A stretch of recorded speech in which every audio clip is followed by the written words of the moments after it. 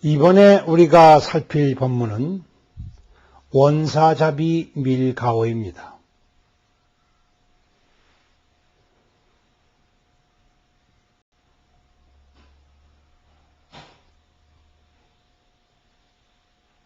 자비로서 그리고 아주 밀밀하게 가호하여 주기를 바라나이다 라고 서원을 바라여 마쳤습니다.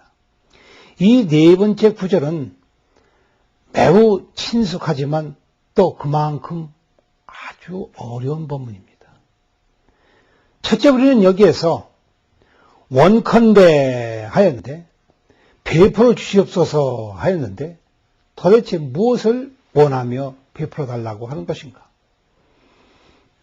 또 자비로서 밀밀히 가호하여 주옵소서 하는데 이 밀자를 많은 분들이 비밀이라는 뜻의 밀로만 생각을 하기 때문에 여러 가지 병폐를 조장하는 것을 보아왔습니다.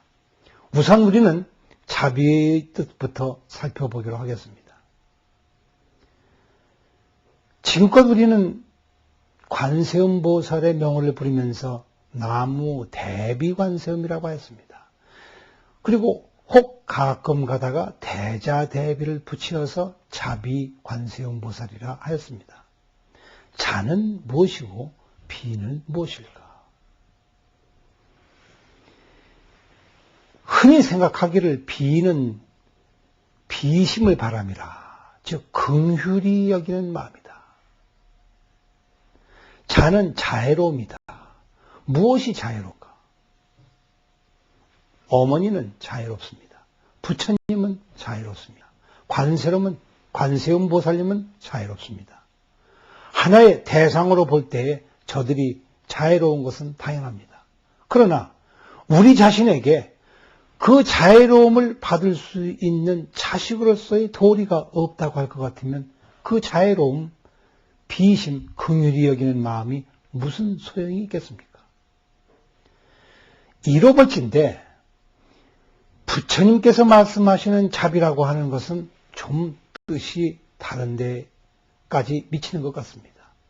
그 깊이는 이루 헤아릴 수가 없으며 무량한 것이요, 끝이 없는 것이요, 애저녁에 시작한 바가 없는 것이요, 너무나도 무한하고 넓어서 불가측량이라 아무도 측량할 수 없는 자비다. 어째서 그러한가?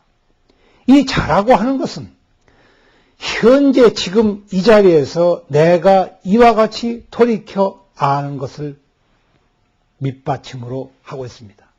이것이 밑거름이 되지 아니하면 부처님의 자비가 아무리 넓어도 우리는 그를 받아들일 수가 없습니다.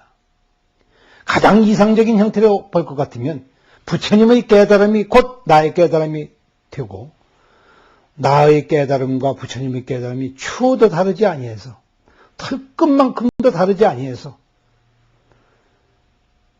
정확하게 동일한 깨달음이라고 할 것 같으면 이것이야말로 가장 온당하며 가장 정직하며 가장 열려진 훌륭한 일이겠으나 우리는 스스로 돌이켜보건대 아무리 우리가 애를 쓰더라도 저 부처님의 구경의 깨달음에는 도무지 미칠 여력이 없습니다.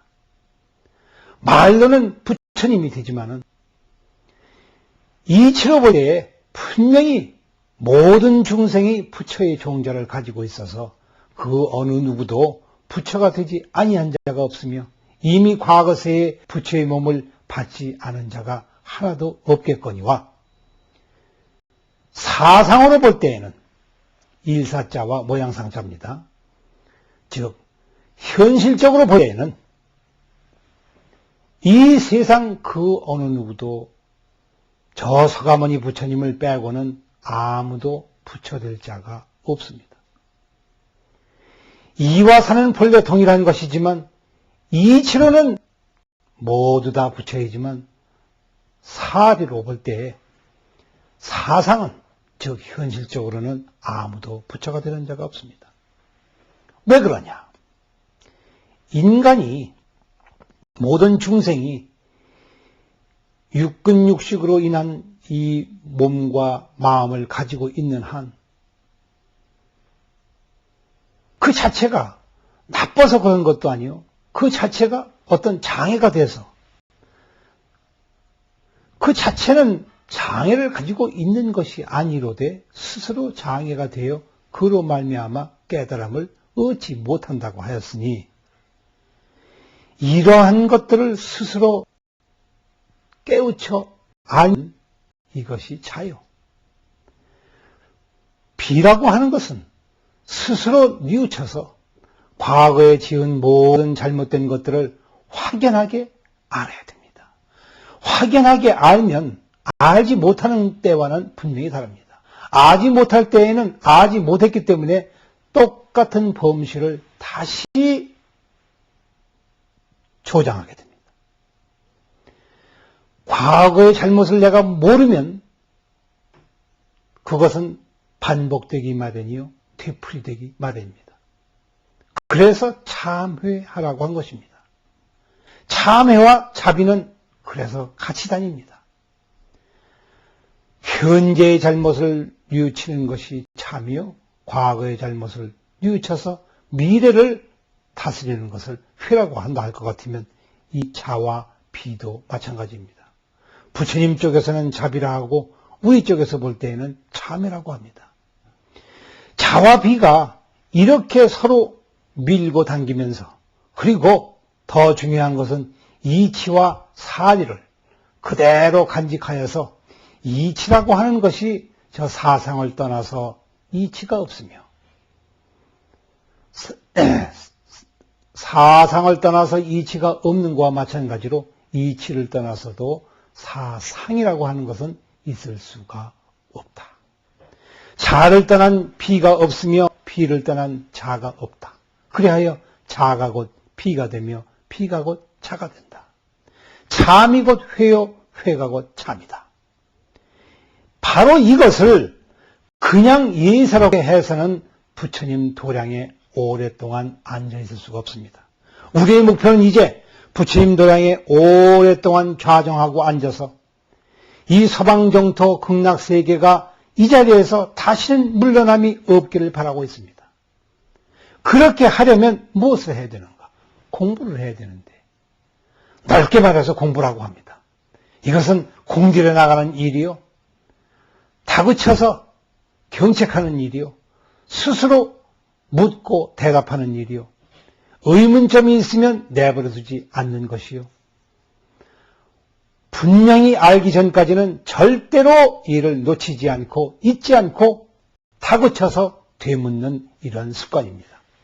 이러한 좋은 습관을 우리는 공부라고 하는데, 이것을 여기에서는 밀자로 풀어서 법문하셨습니다. 즉, 이 밀은 비밀이 아니라 밀밀한 것입니다. 면밀하고 면밀한 것입니다. 자세하고 자세한 것입니다.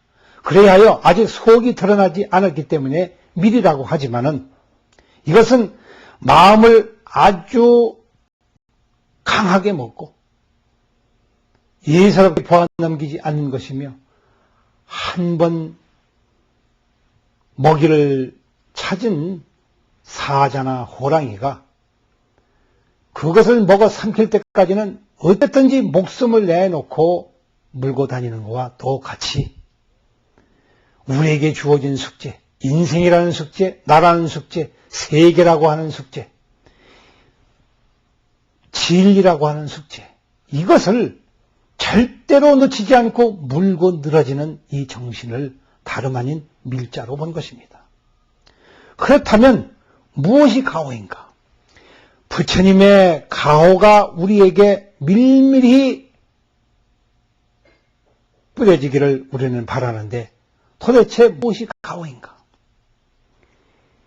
이 가호라고 하는 것은 부처님의 손길이요, 신성한 자의 손바닥입니다. 그러나 이것이 어느 딴 곳에 있는 것이 아니요, 하늘에 있는 것이 아니며 땅에 있는 것이 아니며 허공에 있는 것이 아니며 내 마음 속에 있는 것이 아니요 내 마음 밖에 있는 것도 아닙니다. 찾으려고 하면 보이질 않습니다. 왜냐하면 찾으려고 하는 마음은 부처님의 마음이 아니기 때문에 그렇습니다. 찾는다고 하는 것은 구함이 있어서 그러한 것인데 구한다고 하는 것은 모자란다는 말입니다. 모자람이 없는 자가 무엇을 구할 리가 없습니다.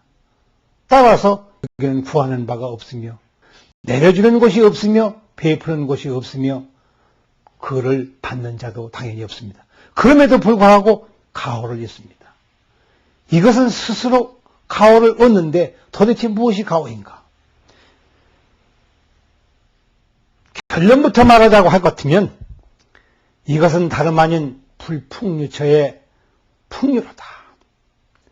풍류 없는 곳에 덜연히 풍류 있는 그것을 일컬습니다. 아무도 노래를 부르지 아니하였는데 노랫소리를 듣습니다.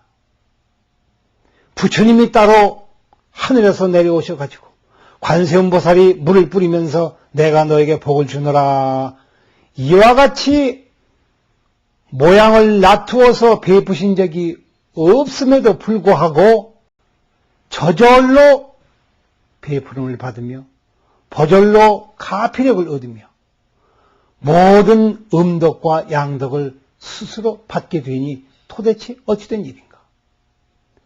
도대체 어찌된 일인가 하고 물으니 왜 우리는 이 가장 당연하고 정직하며 속이지 않는 진실한 소리를 스스로 몰라 하면서 스스로 어리석게도 묻고 있는 것일까?